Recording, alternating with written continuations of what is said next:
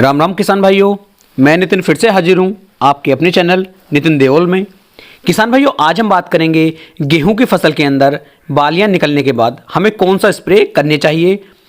NPK 0050, Sagarika या फिर Biovita, इन तीनों में से सबसे अच्छा जो हमारा स्प्रे रहेगा गेहूं की बालियां निकलने के बाद वह कौन सा रहेगा। किसान भाइयों, मैं बात कर रहा हूं लगभग 20% बालियां निकलने की। जिस समय पर हमारी गेहूं की फसल के अंदर लगभग 20 से लेके 35% तक बालियां निकल करके आती हैं, उस समय पर आप कौन सा स्प्रे सबसे अच्छा आपकी फसल के लिए रहेगा।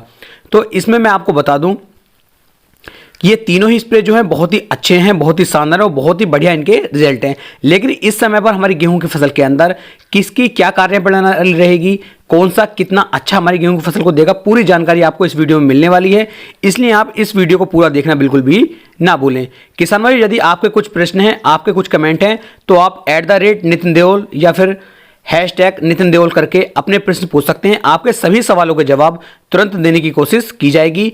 कल रविवार कमेंट बॉक्स नहीं आया था, उसके लिए माफ़ी चाहूँगा, और कल रविवार कमेंट बॉक्स की जो वीडियो है वह आपको मंगलवार रात 7 बजे मिल जाएगी। उस वीडियो को आप देखना ना भूलें। शुरू करते हैं आज का अपना टॉपिक कि गेहूं की फसल के अंदर कौन सा स्प्रे हमें करना चाहिए। तो किसान भाइयों, सबसे पहले मैं आपको बता दूं कि जो हमारा सागरिका है, सागरिका के अंदर क्या क्या तत्व पाए जाते हैं जिनसे हमारी गेहूं की फसल को फायदा मिल सकता है। तो किसान भाई, इसके अंदर phosphorus, amino acid, potassium, sulphur, zinc, boron, iron, copper, gibberellic acid, manganese, oxygen, cytokinin और कैल्शियम, ये ऐसे इसके अंदर तत्व पाए गए हैं जो बहुत ही ज़्यादा फायदा हमारी किसी भी फसल को दे सकते हैं और गेहूं की फसल को भी दे सकते हैं। किसान भाई, यही सारे तत्व हमारे सागरिका और बायोविटा, इन दोनों में लगभग बिल्कुल सेम से ही सारे तत्व पाए जाते हैं।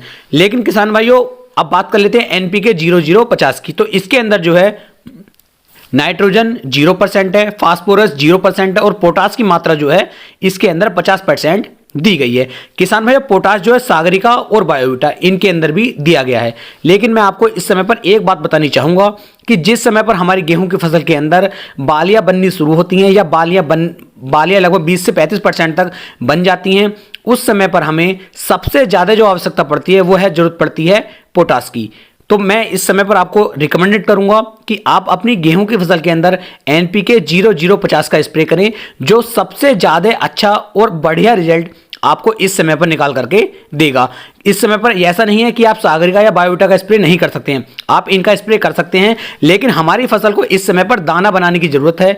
हमारी फसल जो है इस समय पर दाना बना रही है और दाना बनाते वक्त हमें सबसे ज़्यादा जरूरत पड़ती है, वह जरूरत पड़ती है पोटास की, क्योंकि दाने का फुलाव जो आएगा वह पोटास से आएगा, दाने के अंदर चमक पोटास से आएगी और जो हमारी बालियों का साइज आएगा वह भी पोटास से ही काफ़ी ज़्यादा बढ़ जाएगा। जो हमारी सागरिका और बायोविटा है, यदि हम इनका स्प्रे लगभग 50-60 दिन की अवस्था पर या 70 दिन की अवस्था पर करते हैं, तब हमारी फसल को ज़्यादा जरूरत इन चीज़ों की पड़ती है। क्योंकि किसान भाइयों, सागरिका और बायोविटा के अंदर जो पदार्थ पड़े हुए हैं, जो तत्व पड़े हुए हैं, वह हमारे पूरे पौधे की ग्रोथ के लिए जरूरी होते हैं। जबकि इस समय पर जो हमें सबसे ज़्यादा जरूरत है वह बालियों का वजन बढ़ाने के लिए, दाने का फुलाव करने के लिए सबसे ज़्यादा जरूरत पड़ती है। तो इसलिए आप इस समय पर NPK 0050 का स्प्रे कर सकते हैं। इसकी डोज की बात मैं आपको बता दूं कि आपको लगभग 1 किलोग्राम NPK 0050 को ले लेना है और लगभग 130 से 140 लीटर पानी के अंदर मिक्स कर लीजिए और उसके बाद अपनी गेहूं की फसल पर आप इसका स्प्रे कर दीजिए। यदि आप ऐसा करते हैं तो बहुत अच्छी फसल आपकी एवरेज निकाल करके आपको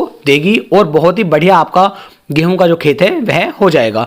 बात कर लेता हूं इसके रेट की। तो लगभग ये आपको इफ्को कंपनी की यदि मैं बात करूं तो आपको लगभग 90 से 95 रुपए के आसपास मिल जाएगा और भी कंपनियों को लगभग 130 से 140 रुपए की रेंज तक ये आराम के साथ मिल जाता है। किसी भी लोकल कंपनी का आप ना डालें, किसी भी अच्छी कंपनी का आप डाल सकते हैं जो आपको एक अच्छा और दमदार रिजल्ट अपनी गेहूं की फसल से निकाल करके दे सके।